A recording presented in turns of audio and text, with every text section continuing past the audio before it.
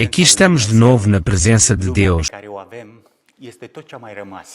O mundo que temos é tudo o que resta do mundo que poderia ter sido se tivesse recebido a Jesus Cristo. Eu digo que este mundo é diferente de como foi ou de como Deus, como Criador, tinha imaginado. Porque existe apenas um motivo no meio. O homem foi livre, foi criado livre para escolher. Agora já não é mais livre. Não podemos escolher mais. O homem não escolhe mais. Escolheu apenas uma única vez, no jardim do Éden. Depois disso, as gerações depois de Adão perderam o direito de votar para Deus. Votava o outro por nós, porque nós, os homens, não somos mais donos do nosso próprio destino. Não controlamos mais a nossa vida e nosso futuro. Desde então o mundo é governado por Barrabás como representante do grande César. No contexto atual, o nosso mundo dirige-se com pequenos passos para a colisão com o grande iceberg, que é a volta do Senhor Jesus nas nuvens do céu. Parece que o Titanic foi afundado não devido ao impacto com esse iceberg, mas por causa de alguns homens que estavam demasiado preocupados que uma quantidade grande de ouro e dinheiro iria chegar ao país do Eldorado para pôr as bases de um mundo mais livre do que a liberdade da Europa oferecida pela papalidade nessa época. O mundo moderno, que podemos chamar de um mundo do conforto pessoal, ou se quiserem o mundo do não me incomodem, é governado por um certo Alexandre o Ferreiro.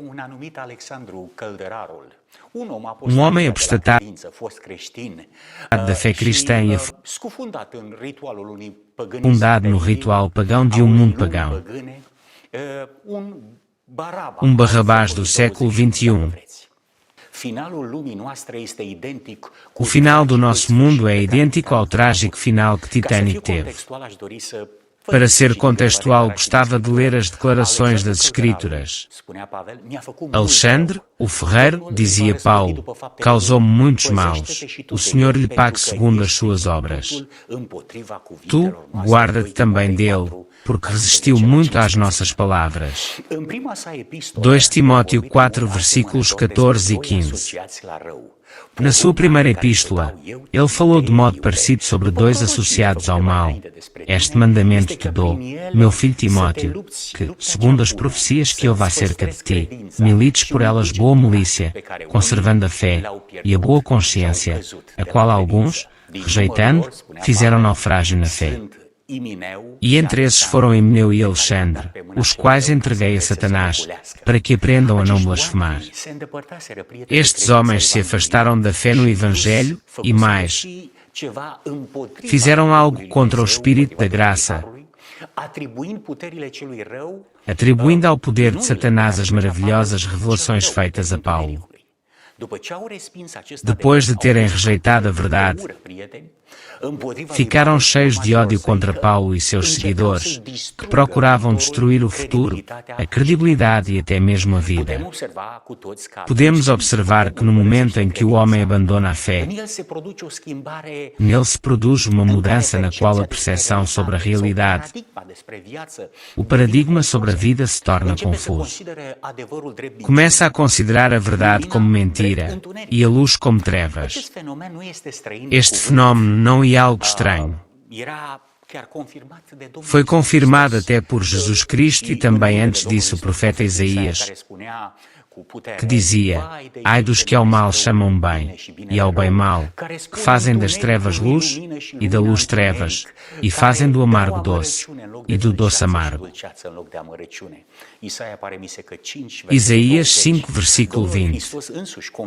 Até mesmo Jesus Cristo confirmou depois estas palavras do profeta Isaías, que apresentava de maneira quando o homem confunde a luz com as trevas e as trevas com a luz. Quão profundas podem ser essas trevas? Hoje tudo o que é nobre e bonito, na verdade, é rejeitado pelos homens e atirado no poço comum.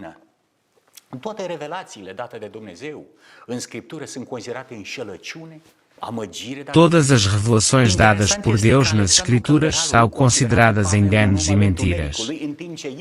Interessante é que Alexandre Ferreira considerava Paulo como sendo um homem das trevas, enquanto que ele mesmo era um homem das trevas. Considerava que Paulo fazia todos os milagres que apresentava ao mundo como sendo a fonte das trevas, uma força desconhecida.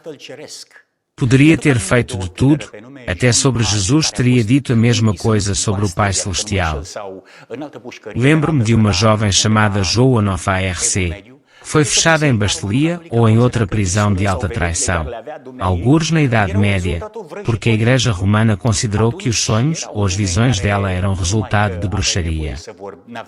Era um mundo em que não apenas não tinhas o direito de falar, mas parece que não tinhas o direito nem de sonhar. Também assim o mundo de hoje chama de mentirosos, bruxos, usurpadores àqueles que estão no caminho deles ou que sinceramente querem seguir a Jesus Cristo. O Senhor da vida para eles era tratado da mesma forma. O Senhor da vida para eles, Jesus Cristo, era apenas um enganador.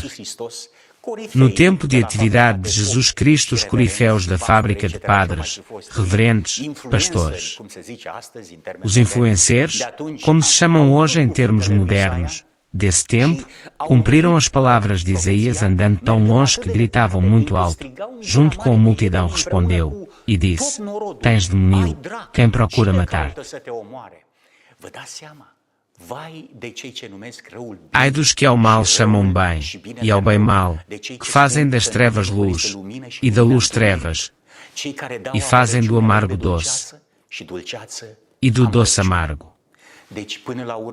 Então, afinal, estes ilustres do mal procuravam chamar a Jesus Cristo de enganador. Pergunto, porquê que estavam eles interessados em matar a Jesus Cristo? Porque estou interessado na verdade e não na mentira. O verso anterior que diz: Moisés não deu a lei a vocês. No entanto, nenhum de vocês lhe obedece. Porque vocês procuram matar-me.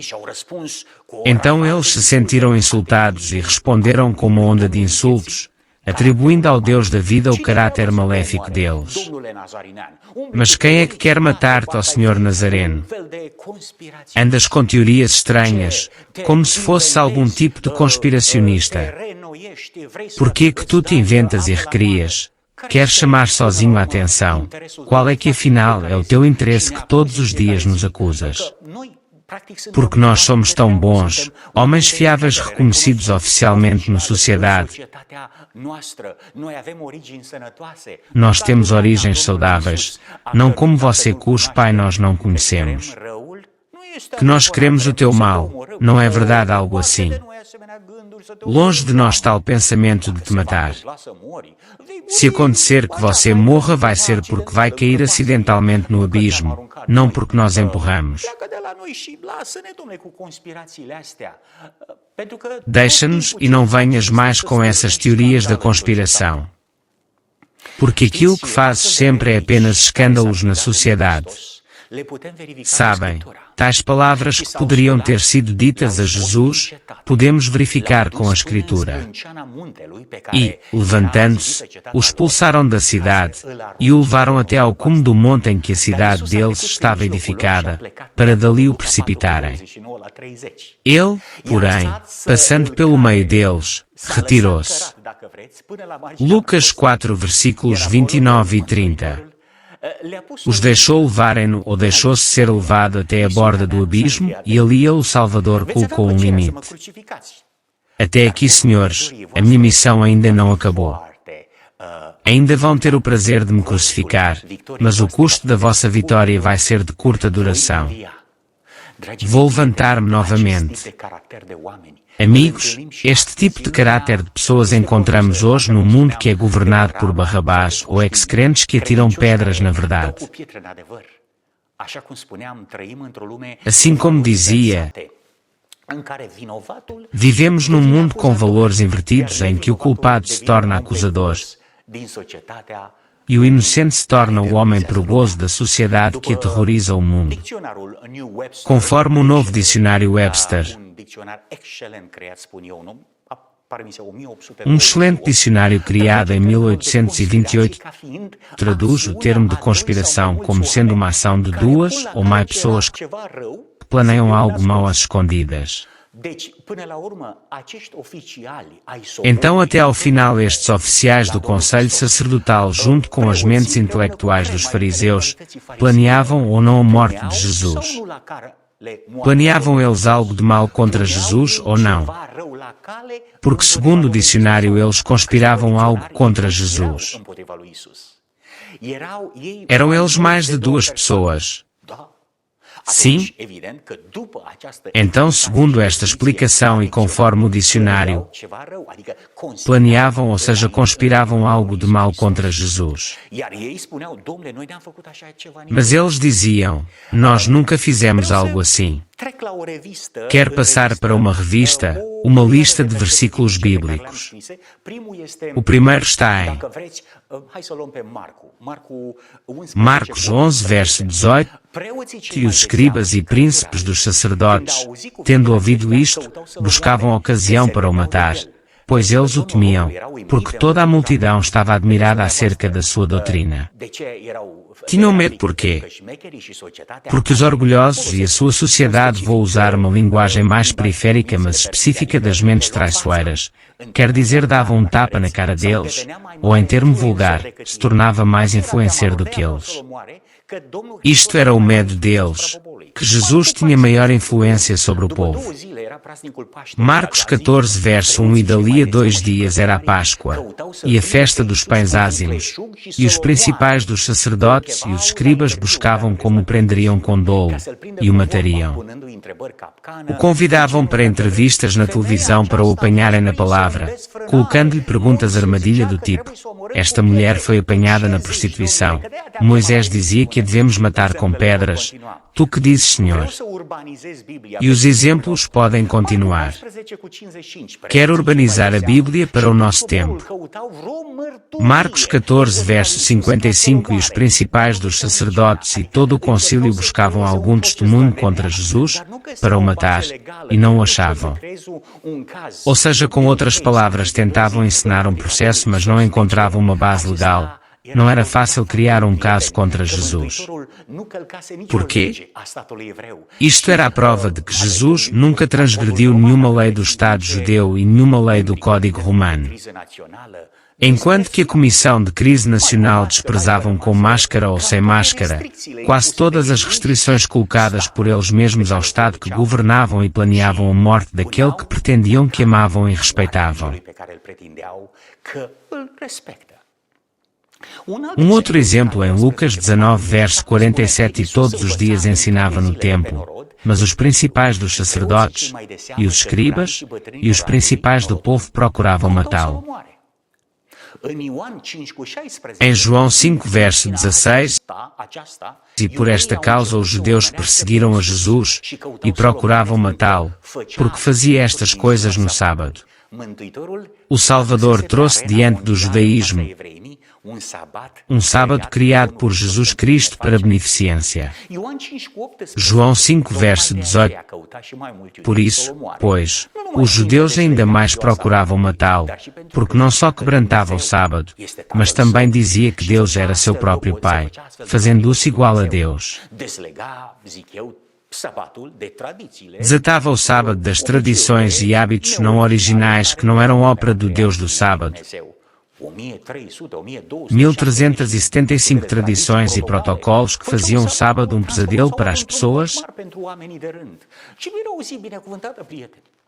e não um prazer abençoado da presença de Deus nas suas vidas. Era um calvário. Eles queriam matá-lo. João 7, verso 1, e depois disto Jesus andava pela Galileia e já não queria andar pela Judeia, pois os judeus procuravam matá-lo. Então a morte de Jesus Cristo é uma realidade ou não? Esta é a resolução do mistério da conspiração que o mundo com os seus governantes executavam no escuro como filhos das trevas. Jesus explica porque ele trabalhava à luz do dia em contraste com estes líderes misteriosos de quem ninguém duvidava que faziam parte do Estado paralelo. Então, afinal, Jesus Cristo tinha que ser matado por eles. Eles disseram: mas tens demônio? Quem é que quer matar? Nós não sabemos de nada. Nós somos boas pessoas. Aquilo que faziam eles no escuro, Deus explicava: eu faço à luz do dia. Que evidente contraste entre estes líderes misteriosos de quem ninguém duvidava que eles poderiam fazer parte do Estado paralelo. Como assim? Que os sacerdotes façam parte do Estado paralelo? Mas não vêm eles à igreja orar, não viste que bonito recitavam as orações? Durante o dia na sinagoga, durante a noite na caverna planeando o mal contra Jesus. O processo do século, as acusações, a condenação, o verdito e a crucificação tinham que ser feitas muito rápido porque chegava a manhã. E chegava a hora das gravações, a hora das entrevistas, um sorriso à frente das câmaras, uma resposta branda às perguntas sobre, por exemplo, na Roménia, o furto nacional de energia e a falência intencionada do povo. A confiscação das casas e a transformação da sociedade em escravos com documentos legais reconhecidos até pela NATO.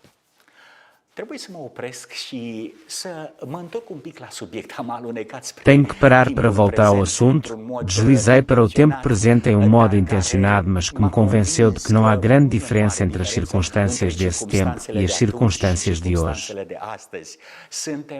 Somos e vivemos num mundo tão parecido.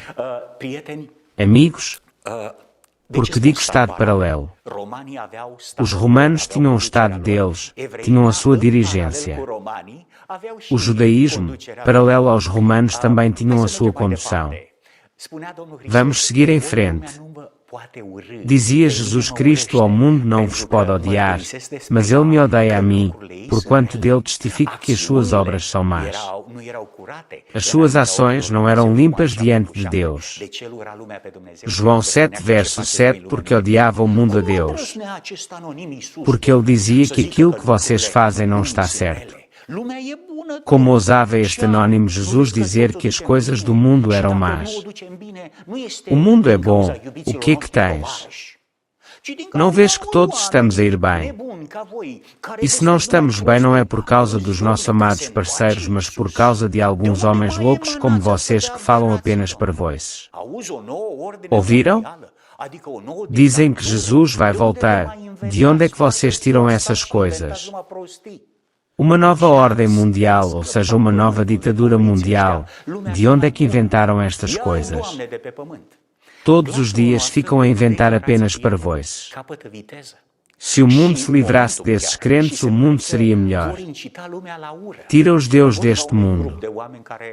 A voz de algumas declarações dessas ganha velocidade e no momento parece que vão atrair o mundo para o ódio contra um grupo de pessoas com quem não têm muitas coisas em comum. Sobre este grupo, Jesus dizia: se vós fosseis do mundo, o mundo amaria o que era seu.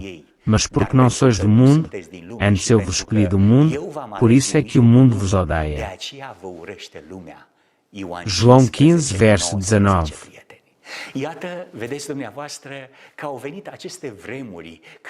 E chegou o momento em que os cristãos vão aparecer nos jornais e televisão como sendo as mais terríveis pessoas do planeta que têm que desaparecer o mais rápido possível. Pela paz e bem-estar da humanidade. Se o mundo vos odeia, sabei que, primeiro do que a vós, me odiou a mim. João 15, verso 18, que não vos surpreenda aquilo que vos irá fazer. Existe uma declaração transmitida essas semanas pelo nosso presidente aqui, que dizia: desde que nós estabelecemos uma ordem mundial do tipo liberal, agora é o momento de acionar quando as coisas mudam. E vai haver uma nova ordem mundial e vamos ter que juntar o resto do mundo livre relativamente a este assunto. Queridos amigos, o próprio presidente dos Estados Unidos a semana passada fez tais declarações. Queridos irmãos, chegou o momento das nossas provações como povo de Deus. Para traduzir as declarações do nosso presidente, temos que estar atentos às mudanças que nos são sugeridas. Lembram-se quando o povo foi colocado à frente de uma decisão. Disseram: não temos rei, senão César. João 19, verso 15. Este é o começo da nova ordem mundial. E amanhã vão gritar: que o seu sangue caia sobre nós e sobre os nossos filhos. Amigos, hoje se grita: não temos rei senão César. Hoje o mundo já começou a gritar: não temos rei senão César. Mas amanhã vão gritar o seu sangue. Este é o começo do fim do mundo livre e o começo do maior confronto que alguma vez existiu na história da humanidade. É o final do mundo, amigos. Neste clamor: não temos rei senão César, o mundo rejeitou de maneira categórica a Deus e ao seu Filho Jesus. Quando a nossa sociedade decidiu adorar a César, cuja casa está em Roma, o poder político e religioso vai cheirar o sangue dos cristãos contra quem vão começar a perseguição. Amanhã iremos ouvir: que o seu sangue caia sobre nós e sobre nossos filhos. Mas amigos, devem saber que este é o final da nova ordem mundial. Seja que falamos sobre Barrabás ou Alexandre o Ferreiro, falamos sobre homens muito escondidos, homens pequenos com grandes planos. O Teatro Nacional de Jerusalém tinha espetáculo no templo diariamente. O Israel tinha chegado na mais deplorável situação e numa apostasia nacional evidente. A corrupção não se conseguia provar, mas era visível. Como hoje não conseguimos provar a corrupção, mas ela é visível e sentida. Sentimos na nossa pele. Jesus era um nome relevante e sonoridade nacional fazia ao Estado paralelo de Jerusalém que fosse extremamente interessado por esse novo personagem que se destacava cada vez mais no mundo público. Poderia ser o novo candidato para o futuro brilhante de uma das mais deslumbrantes nações do mundo.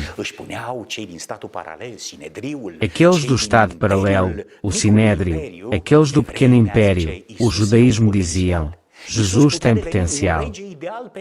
Jesus podia tornar-se rei ideal para Israel. Muito promissor, vertical, cheio de coragem, com muita compaixão para com a sociedade. Tinha paciência e um nobre caráter. Existia apenas uma questão que tormentava o grupo da elite: será que conseguiriam eles controlar a Jesus? Será que Jesus aceitaria seguir a sua agenda de trabalho? Se ele fosse controlável, eles lhe dariam todo o apoio, todo o seu lobby político e mesmo até uma boa palavra aos romanos. Seguramente pensavam eles: preferíamos um presidente com fraquezas ou defeitos de caráter porque assim o poderemos chantagear. E pelo medo das coisas que sabemos sobre ele, vai cooperar incondicionalmente. Mas Jesus não podia ser chantageado.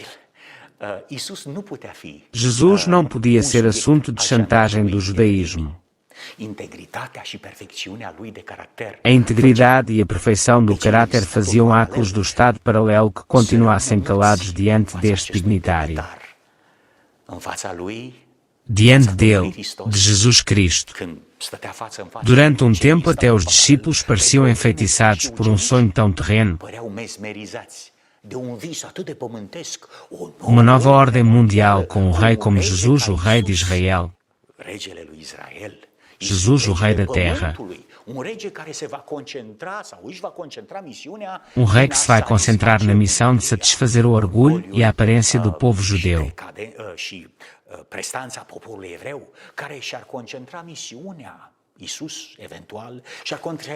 Aquele que vai ter a missão de vingar a Israel pelas humilhações suportadas dos romanos e não por último para expandir o círculo de influência no mundo inteiro para sempre. A expanda sfera de influență a evreimii în toată lumea, pentru totdeauna. O nouă ordine mondială. Uma nova ordem mundial em Jerusalém. A glória com que sonhavam estes fariseus disfarçados era a mesma glória com a qual sonhava Nabucodonosor quando fez da cabeça de ouro quase toda a estátua, através disso enviando ao mundo inteiro que a Babilonia nunca irá ser destruída. Assim sonhavam os discípulos, vamos tornar-nos o centro do planeta.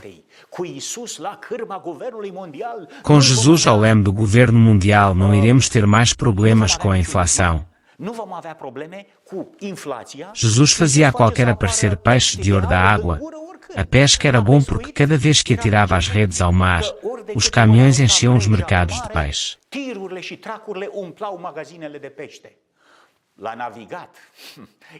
Ao navegar era o melhor capitão. Não se assustava nem com o mar escuro. Em tempo de tempestade ignorava até a gravidade e andava nas ondas, mostrando aos discípulos o significado da fé em Deus. Na visão dos discípulos, e não apenas deles, mas dos outros grupos de elite interessados, Jesus era a fonte inesgotável de pão que se multiplicaria continuamente se fosse necessário. E ainda havia mais uma coisa. Estes influenciadores tocaram na imagem de Cristo. Criaram um perfil popular.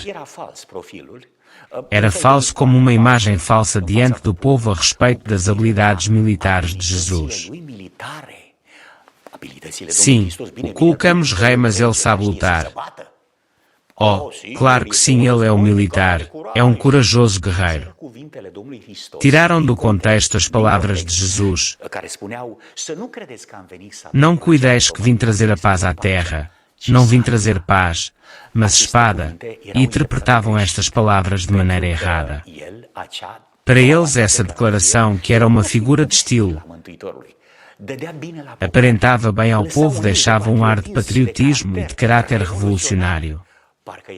Parecia que se ouviam dizendo: este homem saberá como impor respeito para o mundo inteiro, mandar embora do país os romanos. Uma nova ordem mundial, Jesus, o presidente do mundo inteiro. Um banco mundial em Jerusalém, um exército com Pedro em frente e João à direita, os discípulos no governo. O que diziam eles, coitados? Nas finanças teremos ajudas, na alfândega a Mateus, aos cultos a Natanael, porque ele gosta de orar. Nós internos a Tiago, porque ele tem coragem. Nos serviços a João, seu irmão, que andam na mesma direção. Nós externos a Tomás, porque é teimoso, e na defesa nacional o Pedro, porque é o mais corajoso. Assim se criou o governo da nova ordem mundial. O sonho, as cordas de areia dos discípulos. Os dias se passavam e o sistema observava cada vez mais que este sonho lindo é esmagado. Jesus tinha uma agenda celestial e não uma terrena. Ele tinha vindo para fazer a vontade do seu Pai e não a vontade daqueles o queriam manipulado. O interesse de Jesus era o bem-estar das pessoas, a sua saúde física e espiritual, em primeiro lugar, e não o despovoamento do planeta porque somos demasiados consumidores. Jesus não estava preocupado com o número demasiado grande de reformados sobre quem falam que vivem demasiado e que não há dinheiro para pagar suas reformas. Ele lhes queria dar a vida eterna. A diferença entre o que cria o sistema do mundo paralelo entre a agenda de Jesus e a agenda deles era muito grande. Jesus mostrava simpatia aos romanos, louvava a sua fé, tratava os seus soldados, ainda era amigo de alguns que provavelmente faziam parte da mafia. Sem comprometer a sua integridade, sentava à mesa com os pecadores, sem que Jesus se transforme num Sansão. Sabem, quando falava àqueles do Estado paralelo, ou seja, com os romanos, a linguagem mudava, se tornava uma linguagem do tipo João Batista. Lembram-se do que falava João Batista? Com expressões do tipo: raça de víboras, fariseus e hipócritas. Ouvindo estas palavras, aqueles do sistema conclusionavam o seguinte: parece que este Jesus não apenas que é incontrolável, mas é mesmo imprevisível. Perigosamente imprevisível. Parece que tem mais poder do que nós antecipávamos que tinha. E é mais sábio do que nós pensamos que é.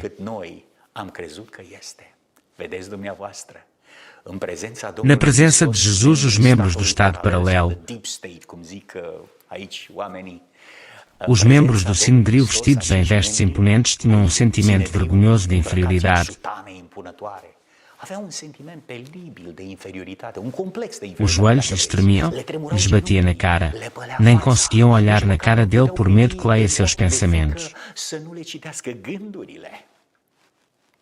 Este era Jesus, o grande rei da terra. Então Jesus não era nem controlável nem chantageável. Omul care fusese sau oferise lumii cea mai perfectă imagine. O homem que foi a imagem mais perfeita para uma nova reinicialização, uma nova ordem mundial.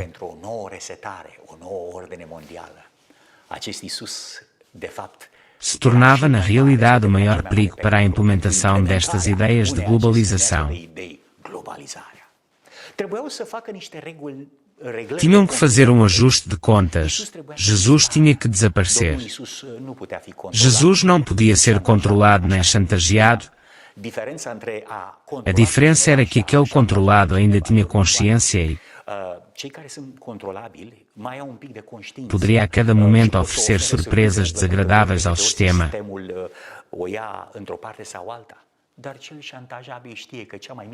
Mas aquele chantageado sabe que é o menor erro do curso traçado por este Estado. O Sinédrio poderia ser o fim do presidente, o fim do mandato, poderia ser a descoberta de algumas coisas que não quer que o mundo saiba. Enquanto o tempo passava, o abismo entre Jesus e o clã dos sacerdotes e intelectuais corruptos era cada vez mais visível. E as reuniões deles se tornaram lugares onde esse Deep State se aconselhavam como planear a morte de Jesus. Amigos, aquilo que foi hoje se repete.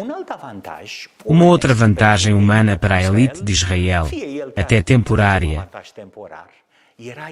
era o intruso Judas. O elemento de conexão entre os discípulos, a vida de Jesus e o Estado paralelo. Ele muitas vezes estava nas reuniões do Sinédrio. Alertava os membros desse clube secreto e selecionado do perfil de pensamento de cada discípulo. Ele conhecia a todos. Quando chegou a hora da traição, Judas os alertou: fiquem atentos que há um que parece mesmo com Jesus e chama-se João. Quando chegarem no jardim vou beijar no rosto a esse Jesus Cristo. Não devem levar a cópia que era João.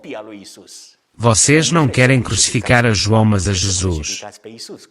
Humanamente tudo estava sob o controle do Sinédrio. Dar Dumnezeu veghea la cărma situației. În timp ce Domnul Iisus devenise din ce în ce mai puțin o opțiune reală, evident, pentru elite. Enquanto que Jesus se tornava cada vez menos uma opção real para a elite da sombra, tinha que aparecer um outro personagem na arena política de Jerusalém. O nome dele era Barrabás. Haviam muitos Barrabás, mas este era mais sábio.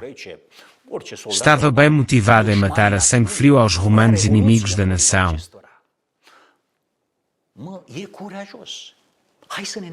Queria uma revolução contra eles. Era corajoso. Vamos olhar todos para Barrabás. Não era apenas corajoso e militante, tinha matado alguns soldados e planeava fazer uma nova ordem mundial e o Estado paralelo se ofereceu para lhe oferecer uma campanha eleitoral. Tinha falado também numa nova ordem do sistema. Assassino disfarçado Barrabás, conquistava cada vez mais corações em Israel. Infelizmente, o chefe maior, César, soube do interesse de Barrabás e ele foi apanhado. Era acusado por alta traição contra Roma. Julgado e condenado definitivamente e sem direito de apelo ao tribunal romano, iria acabar numa prisão à espera.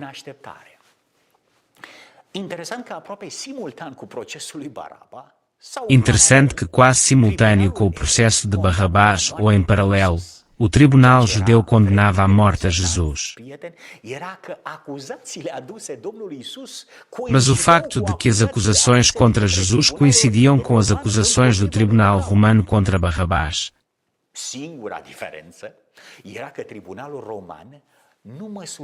A única diferença era que o tribunal romano não tinha influência do caso de Barrabás e tinha respeitado todas as leis do în timp ce statul paralel cu tribunalul ăsta, Sinedriul, tribunalul paralel, religios, violase, prieteni, cam Código Romano, enquanto que o Sinédrio do Tribunal Religioso tinha violado cada ética estabelecidas há centenas de anos através de Moisés sob a inspiração daquele que eles queriam executar, Senhor Jesus. În cazul lui Baraba, ziua execuției a fost stabilită undeva după Paște. No caso de Barrabás, o dia da execução tinha sido estabelecido algures depois da Páscoa. O tribunal romano tinha demasiado tempo, mas o Sinédrio, o Estado paralelo a Roma, não tinha tempo. O tribunal romano queria respeitar a santidade da Páscoa judaica. Estamos aqui na casa deles, vamos respeitar as tradições.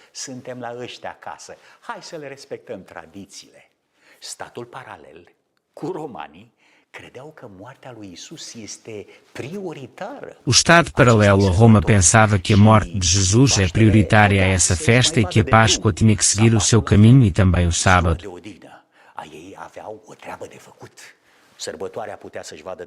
Porque eles tinham uma coisa por fazer. A festa podia seguir seu caminho, o sábado também porque nós, o Sinédrio, vestidos com vestes imperiais, temos coisas a fazer. Ao tempo do nascimento de Cristo, a nação estava irritada sob o governo de seus dominadores estrangeiros e atormentada por lutas internas. Fora permitido aos judeus manterem a forma de um governo separado, mas coisa alguma podia disfarçar o fato de se acharem sob o jugo romano ou reconciliá-los com a restrição de seu poder. Os romanos pretendiam o direito de indicar ou destituir o sumo sacerdote, e o cargo era muitas vezes obtido pela fraude, o suborno e até pelo homicídio. Assim o sacerdócio se tornava mais e mais corrupto. Todavia os sacerdotes ainda ostentavam grande poder e o empregavam para fins egoístas e mercenários. O povo estava sujeito às suas desapiedadas exigências e era também pesadamente onerado pelos romanos. Um livro chamado Desejado de Todas as Nações, página 30. E começaram a acusá-lo, dizendo: havemos achado este pervertendo a nação, proibindo dar o tributo a César, e dizendo que ele mesmo é Cristo, o Rei. Aqui estão as acusações. Barrabás foi lançado na prisão por causa de uma sedição feita na cidade e de um homicídio. É um testemunho bíblico. Mas o finas do grande julgamento, o ajuste de contas. Soltou-lhes o que fora lançado na prisão por uma sedição e homicídio, que era o que pediam, mas entregou Jesus à vontade deles. Isto significa ajuste de contas. Depois de Pilatos ter desperdiçado até a última ronda de negociações, aceitou a troca. Condenado por alta traição contra o Império Romano, Jesus Cristo, parágrafo 1, instigação à revolta. 2. Instigação relativa ao não pagamento de taxas. E ataque contra a coroa de César. Na realidade, todas estas 3 acusações eram infundadas. Como é que Jesus podia instigar a revolta quando ele mesmo disse aos seus compatriotas que devem amar seus inimigos? Como é que poderia Jesus instigar ao não pagamento das taxas quando ele mesmo disse para dar ao César aquilo que é de César e a Deus aquilo que é de Deus? Como é que Jesus poderia querer usurpar o trono de César quando Jesus mesmo disse que o reino dado não é deste mundo? Observem que os cristãos que amam a Jesus e seu retorno vão ser apontados como sendo culpados por alta traição contra César que hoje se encontra em Roma. Alta traição contra a nova ordem mundial. Assim vai começar o nosso Getsemane e vai continuar com o nosso Calvário. A última Santa Ceia vai ter lugar. Provavelmente iremos lavar os pés o MS dos outros e como Jesus vamos poder lavar os pés dos traidores que chamamos de irmãos. Vamos cantar um último hino juntos. Vamos receber um último beijo. Depois iremos subir o Monte Gólgota, excluídos pela sociedade da nova normalidade.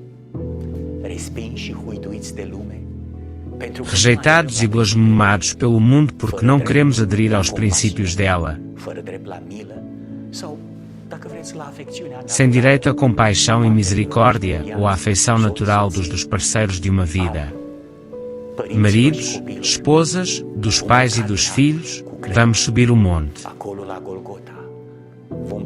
Ali na Gólgota vamos olhar a nosso Deus que nos vai dizer sussurrando, e vai estar à nossa direita, assim como também esteve à sua direita Paulo. Quem vai suportar até ao fim vai receber a coroa da vida. Amigos, Gólgota e sua estaca são extremamente importantes para nós nesta tarde. Enquanto que o judaísmo tinha feito um pacto desesperado com o Império Romano e as forças do profundo para escapar de Jesus, condenando ao Filho de Deus, por alta traição. Eles na realidade se condenaram a eles mesmos à morte eterna e separação permanente de Deus e de sua graça. Enquanto que o judaísmo iria desaparecer como nação e iria ser espalhada por entre os gentios, Roma iria devagar se desintegrar sendo vencida do sul, de norte e leste. Alaric, Genseric e os vândalos e outras nações que iriam devorar devagar a carne da antiga Roma. Carnea bătrânii Rome. În timp ce Domnul era pe cruce condamnat de um tribunal. Enquanto que o Senhor estava na cruz condenado por um tribunal corrupto que era na realidade a símbiose ou a fusão de um tribunal religioso. Um ataque político. Algures na constelação Orion no trono do Pai, o tribunal celestial condenava à morte eterna o autor da conspiração universal,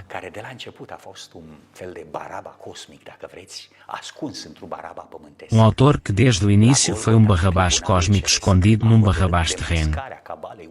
Em Gólgota o tribunal celeste decidiu demascar a cabala universal e condenou à morte eterna do clã de Lúcifer e das hordas terrenas. Nenhuma misericórdia para com Lúcifer, para ele a situação está muito má. Na cruz morreu o Filho de Deus, mas a verdade ressuscitou. Na cruz morreu o homem mais humilde que existiu na terra, mas se levantou dos mortos, o Senhor da paz.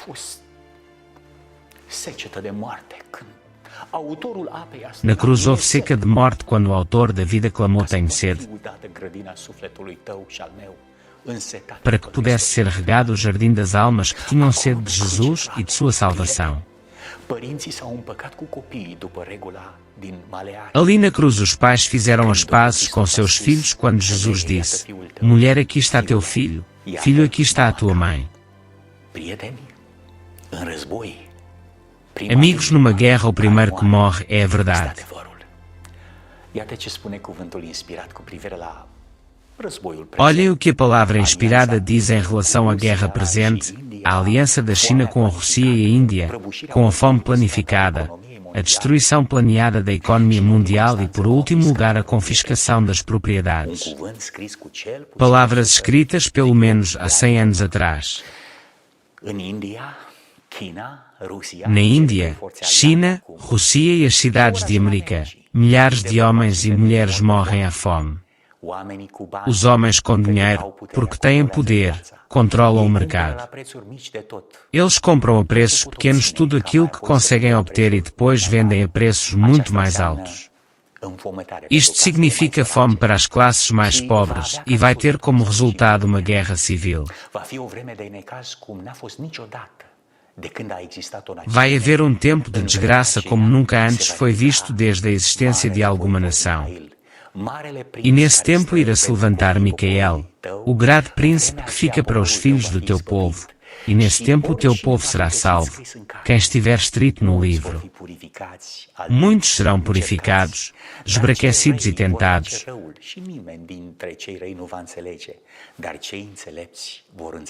Mas os maus vão fazer o mal e ninguém dos maus não vão entender. Apenas os sábios vão entender. Uma declaração de um manuscrito 114, 1899. Não temos medo. Eu acredito que não temos motivos. Em vão olham para a imagem de Cristo nas igrejas a que estão ligados, afastando-se estas corporações mais e mais da verdade e aliando-se mais intimamente com o mundo, a diferença entre as duas classes aumentará, resultando, por fim, em separação.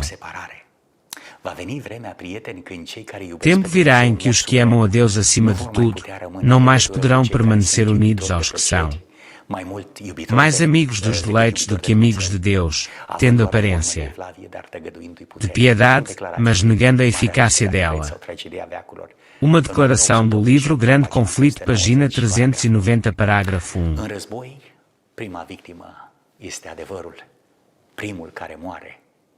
Numa guerra, a primeira vítima é a verdade. O primeiro que morre é a verdade. É a minha fervorosa oração que nesta tarde que lembremos que nem todos que descem de Israel são Israel. Não todos os que se chamam cristãos vivem como cristãos. Por isso a palavra de Deus nos convida a não temer. Se não participarmos de todas estas coisas más do mundo, o pão e a água não nos faltará. Não existem motivos de preocupação. Como o nosso Jesus não foi controlado nem chantageado porque teve um caráter impecável e perfeito.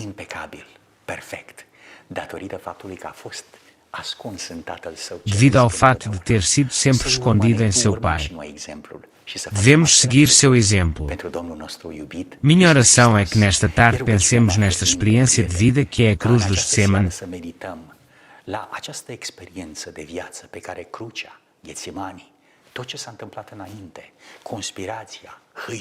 Tudo o que aconteceu antes, a conspiração que este Estado paralelo aos romanos, o Estado judaico,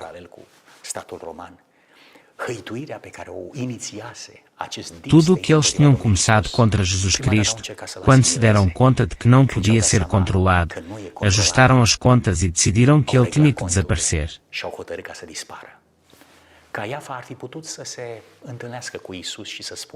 Caifás podia se encontrar com Jesus e podia ter dito: eu sou o antitipo, tu representas o tipo, ou seja, o presente e o futuro. Esta roupa e agora tua, agora tu terás que representar o mundo diante do Pai como sacerdote. A minha missão terminou.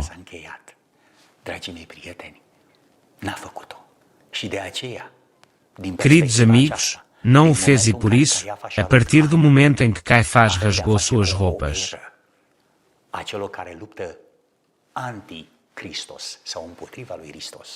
o era a anticristului, care strecoară amărăciunea și otrava tainei fără de legii în interiorul bisericii și în afara ei în lumea. Vivemos no império da mentira que algum dia será destruído pela vinda de Jesus Cristo. de revenirea Domnului Hristos. Însă făgăduința noastră... Mas a nossa promessa é maravilhosa de Isaías. Os teus olhos o irão ver e não de outro. Que o nosso Pai Celestial nos abençoe, que esteja conosco nesta tarde, hoje e sempre. Amém.